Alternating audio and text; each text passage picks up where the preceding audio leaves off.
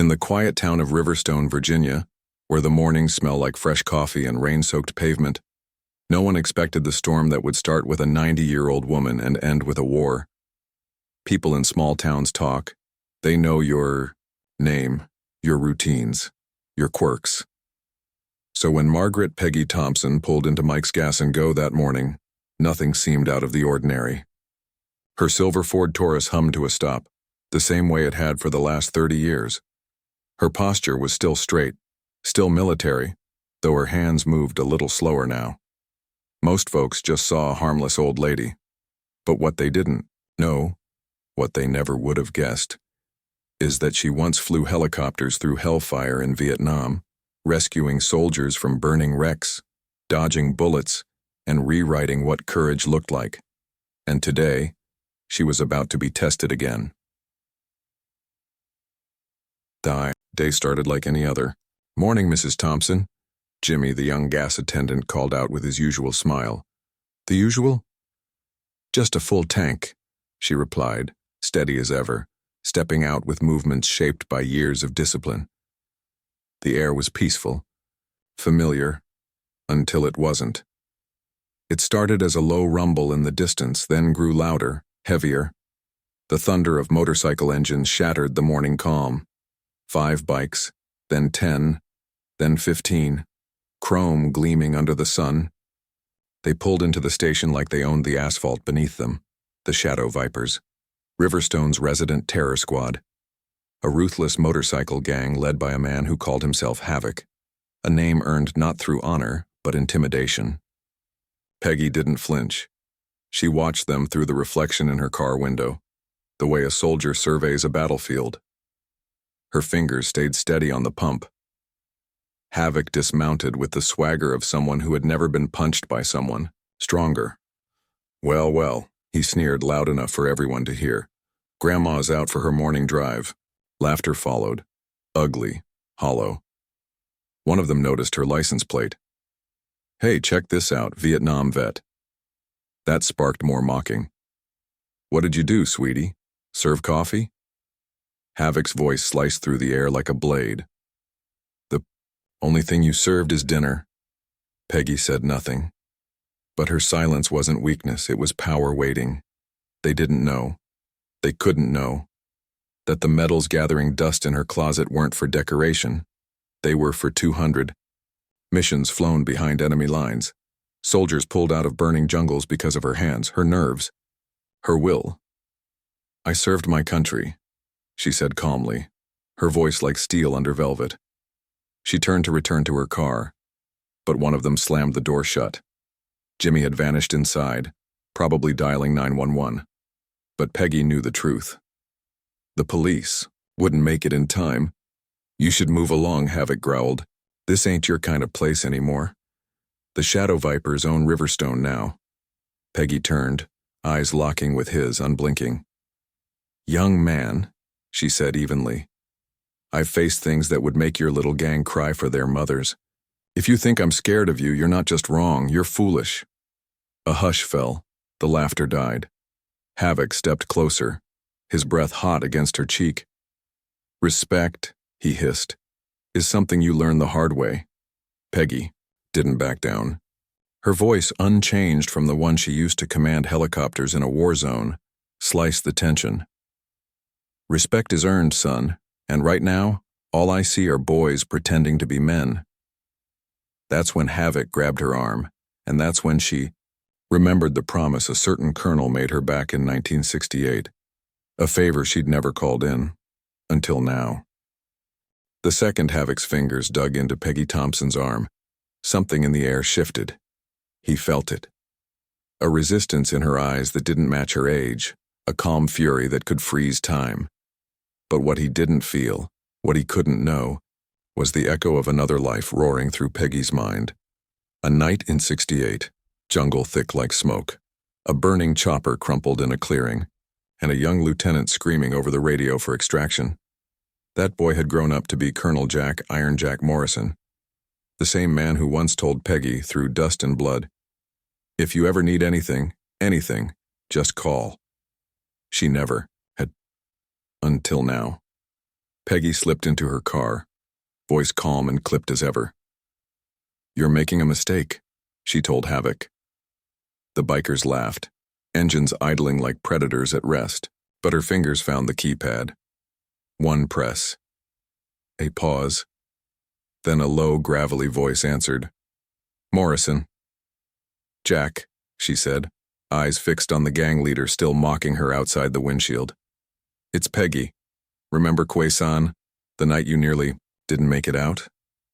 A silence thick with memory. "Peggy," Jack said. His voice shifted. "You in trouble?" "Yeah. And these boys need a lesson in respect." She gave the address, hung up. The Shadow Vipers didn't take her seriously, until the distant growl of engines began to multiply. Not the chaotic, snarling roars of their own pack. This was different. Unified. Precise. Mechanical thunder rolling like cavalry. Within minutes, the gas station was swallowed in chrome. Over 50 riders poured in, riding in tight formation, vests stitched with patches from every American war of the last 50 years. Vietnam, Desert Storm, Fallujah, Afghanistan. These weren't just bikers. These were veterans, and at the front, riding a matte black Harley with a POW flag stitched to the rear fender, was Iron Jack Morrison. He pulled off his helmet, revealing silver hair, scarred skin, and eyes that still carried war. Havoc stepped back. "Who the hell are you?" "Someone who owes that woman his life," Jack replied. "And someone who doesn't like bullies." The Vipers fidgeted. Jokes faded. One by one, the townspeople emerged from hiding. Behind gas pumps, inside convenience, store doors, behind drawn curtains across the street. Jimmy, the gas attendant, reappeared with wide eyes watching as the balance of power tilted. Jack walked to Peggy. She nodded. Not a smile, just understanding. "You came fast," she said. "You called late," he replied. "Should have used that favor years ago." Then he turned to the Vipers. "You boys picked the wrong town. They didn't need a fight. Not yet." Havoc, for all his bravado, sensed the odds had flipped. Without a word, he signaled his gang. Engines roared. One final glare. One last threat hissed under his breath. "This isn't over." Peggy watched them go. She didn't flinch. "They'll be back," she said. "Let 'em," Jack replied. The convoy escorted Peggy to the VA center like royalty under siege. Along the streets, neighbors peeked through blinds, phones pressed to windows, recording, watching. Fear still clung to the town, but so did something else. Curiosity. Hope. At the VA center, the other veterans were already gathering. Some had heard what happened. Others simply saw the motorcade. Sarah Chen, a Gulf War vet who ran the weekly meetings, greeted Peggy at the door. "You bring company today?" she asked with a smirk. "Didn't feel like riding solo," Peggy replied. Inside, veterans from multiple generations crowded the meeting hall. Men and women whose lives had been carved by war and service sat shoulder to shoulder, eyes fixed on Peggy as she told them what happened. "They slammed my door shut," she said. "Tried to lay hands on me. Called me names I haven't heard since basic.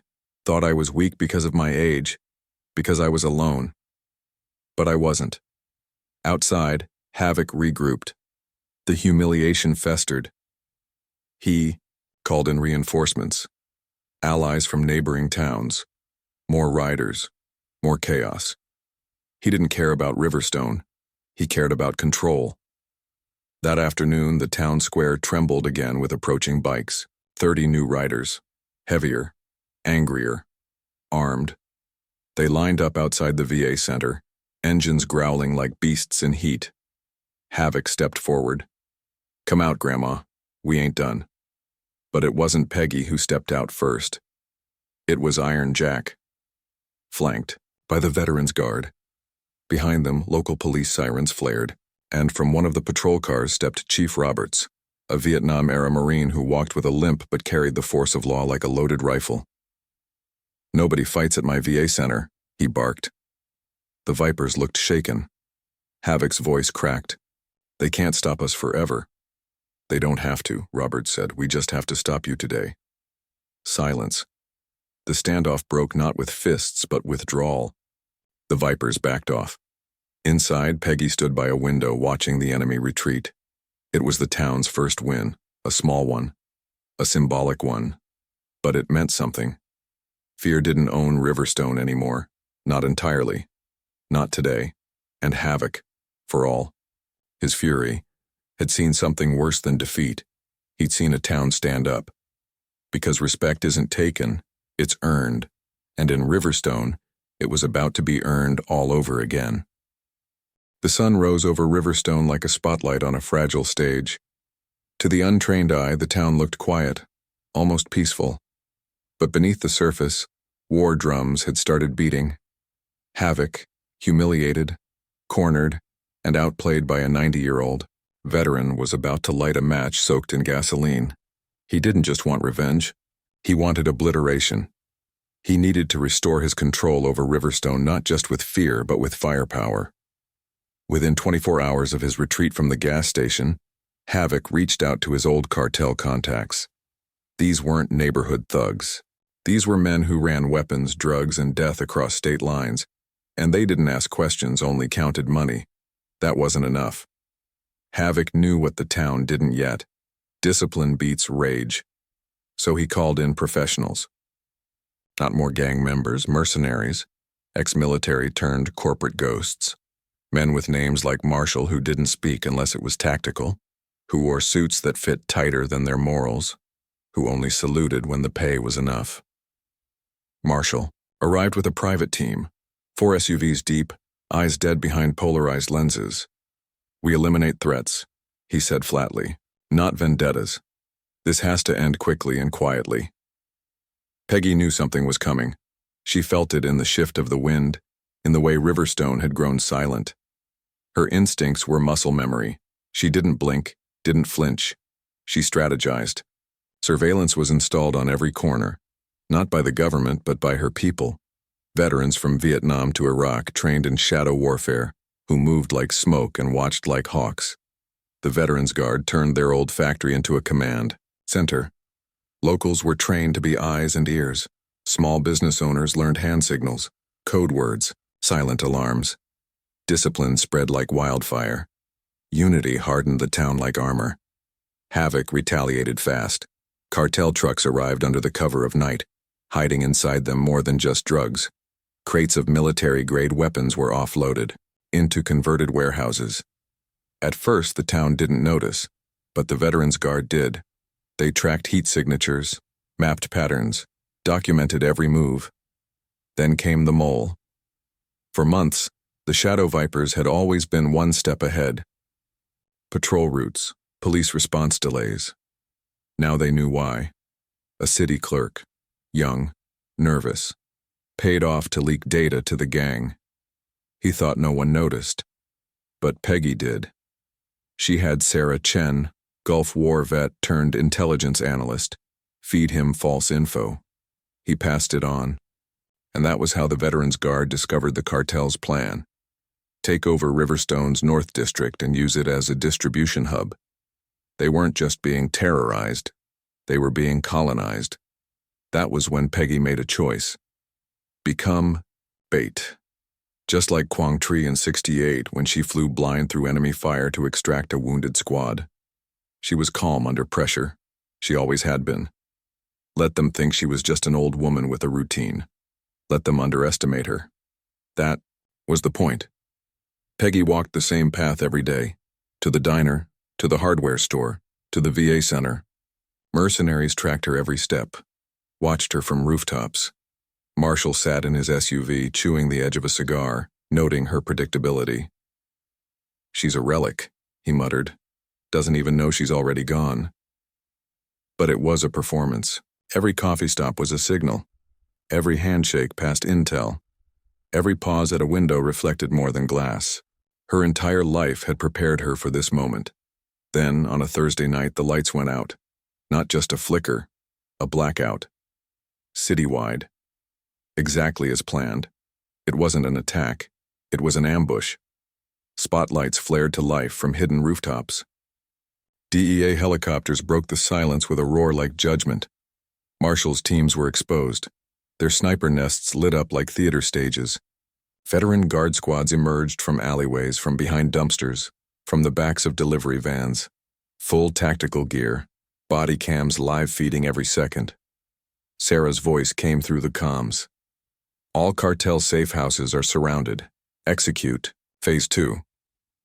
Marshall's teams froze, not a single weapon raised. Peggy's voice came through the open frequency. You brought war. I brought veterans. Choose wisely. Cartel leaders tried to flee. Roads were blocked. Airspace restricted. The entire town was a no-exit trap. It was over before it started, but Peggy wasn't done. She walked into Diana's diner like it was any other morning, sat in her booth, ordered her usual. Across the street, Marshall arrived. Alone. Clean shirt, pressed pants, dead eyes. He sat across from her without a word, waited for the coffee to be poured. This was never about power, Peggy said, sipping slowly. It was about respect. You thought you could take it. You were wrong. Marshall didn't argue. He nodded just once. You win. We didn't win, Peggy corrected. We endured. That's harder. He surrendered within the hour. His men followed. The DEA took them all. But Havoc hadn't been caught. Not yet. And that's what kept Peggy sharp. Because sometimes the most dangerous enemy is the one who refuses to believe he's lost. And that storm was still coming. The sun hadn't risen yet, but Riverstone was already holding its breath. Inside the Shadow Viper's warehouse, the air was thick with gasoline, gun oil, and desperation. Havoc stood in front of a metal table, his hands moving with manic precision as he assembled something from crates marked with faded military codes. Explosives. Not improvised, not street-made. These were professional grade, meant for war. The kind that could level city blocks. Diesel stood nearby, watching in grim silence, the lines in his face deeper than ever. This is it, Havoc muttered. If I can't have Riverstone, no one can. Diesel looked down at his boots, then back at the explosives. This isn't war, boss. This is suicide and murder. Havoc's eyes were wild now, a man unraveling. No, this is legacy. They want to make me a joke? That old woman wants to humiliate me? Fine, let them. But they'll remember my name. Outside, the mercenaries were gone. DEA raids had shut down the cartel safe houses overnight. Marshall had surrendered. Their army had folded, but Havoc had refused to fall. Back at Veterans Guard HQ, the mood was razor sharp. Sarah Chen hovered over the surveillance monitors. Thermal shows movement, warehouse loading something into the van, high heat signatures. Not people, could be. She didn't need to finish the sentence. Iron Jack was already pulling on his jacket. We move. Peggy didn't even flinch. She grabbed the same jacket she'd worn back in Vietnam. Same patches, same leather, same fire. In her eyes. I'll lead. Peg, Jack started, but stopped when she gave him that look. This started with me, she said, voice steel. It ends with me. Within minutes, the guard was rolling out. No flash, no fury, just purpose. Bikes humming low, radios silent, eyes locked. They weren't chasing criminals. They were chasing ghosts. The last gasp of a man who had already lost everything except his bitterness. On the east side of town, police set up barricades. Emergency lines went out. Residents were told to shelter, but most didn't. They stood in doorways, watched from porches, because today wasn't just about stopping Havoc. It was about taking Riverstone back. The Chase Havoc's convoy tore through, Riverstone's streets like a swarm of hornets. Vans filled with explosives, bikes in a phalanx around him. He wasn't fleeing. He was heading straight for downtown. Peggy was right behind, Taurus engine growling like a sleeping lion. Veterans on bikes flanked her like a motorcade of ghosts from another war. On the radio, Sarah was calm. Confirmed explosives. Military grade. He's heading for the historic district. Estimated impact radius could level 4 city blocks. Iron Jack's voice came through low, measured. We cut him off at Maple, push him toward the construction site. Peggy's voice was steady as a heartbeat. Copy.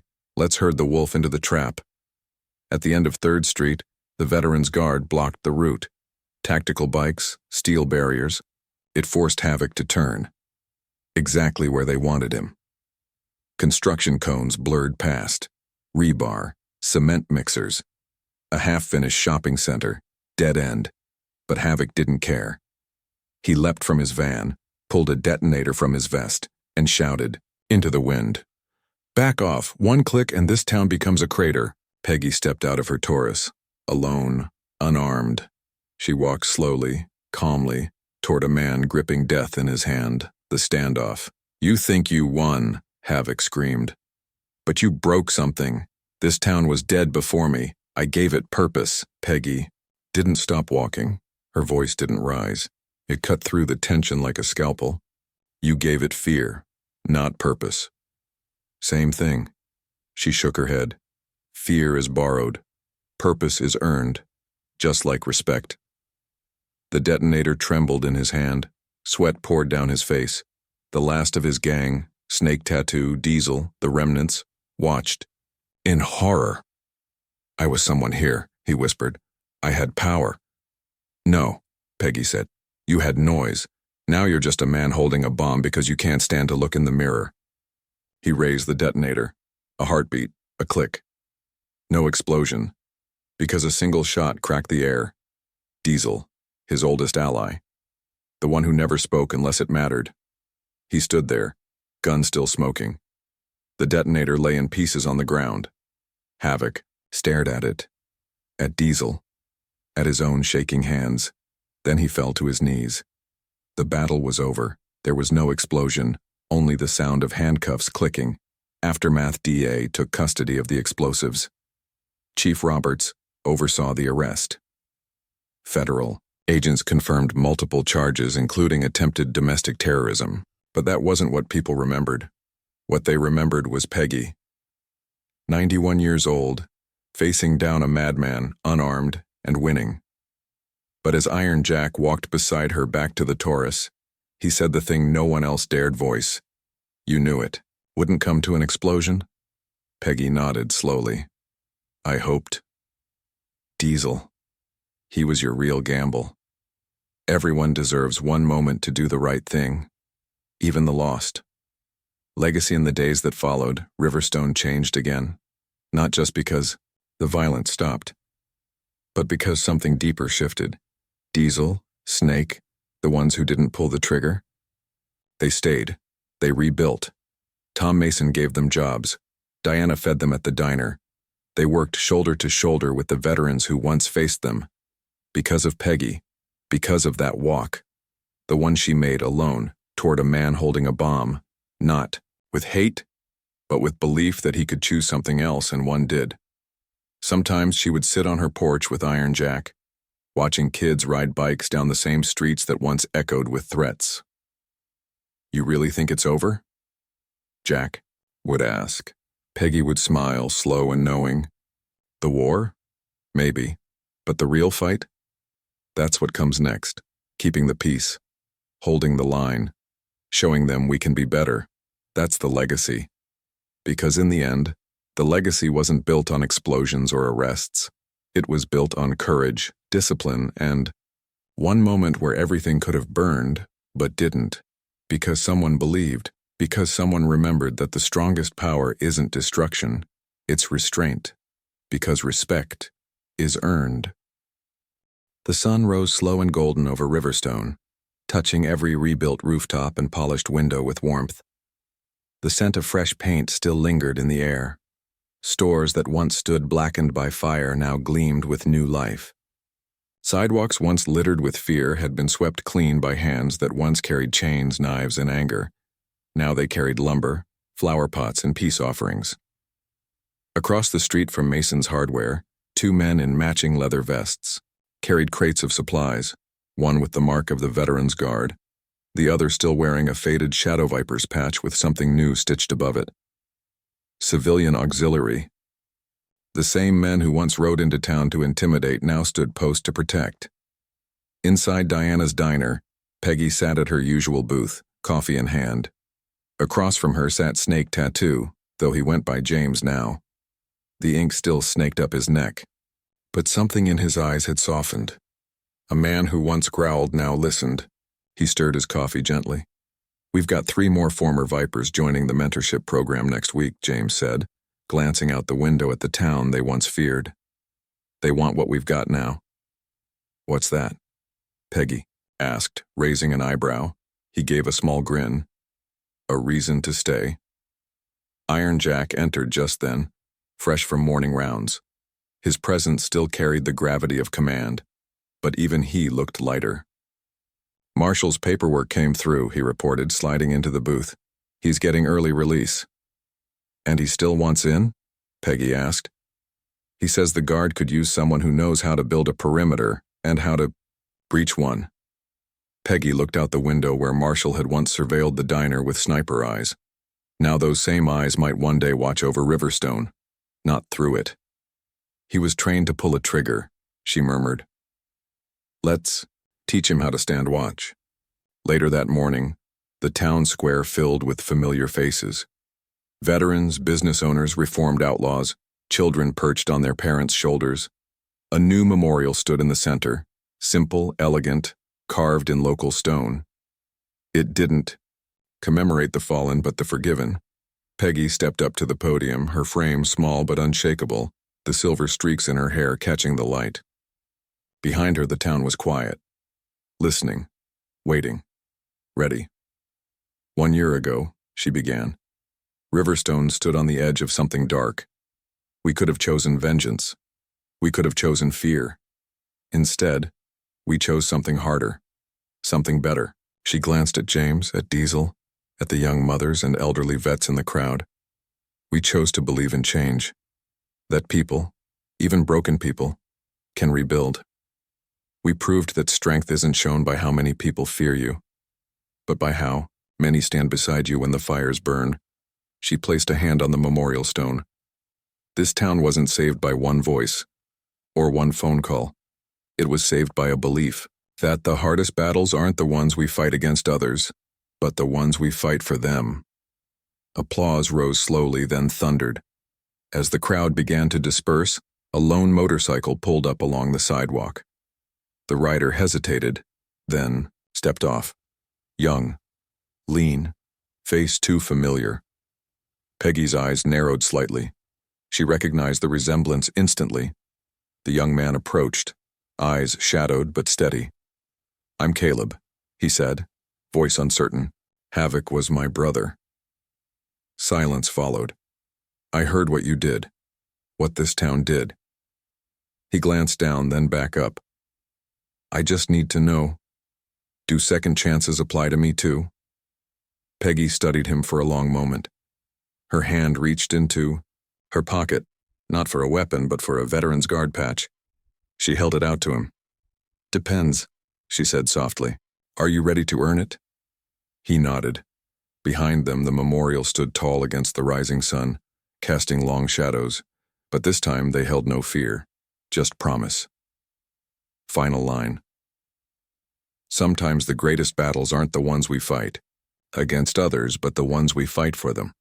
Let me know if you'd like the full 10,000-word cinematic script pulled together from this series into a complete, continuous narrative, perfectly structured for TTS, emotional peaks, cliffhangers, and virality.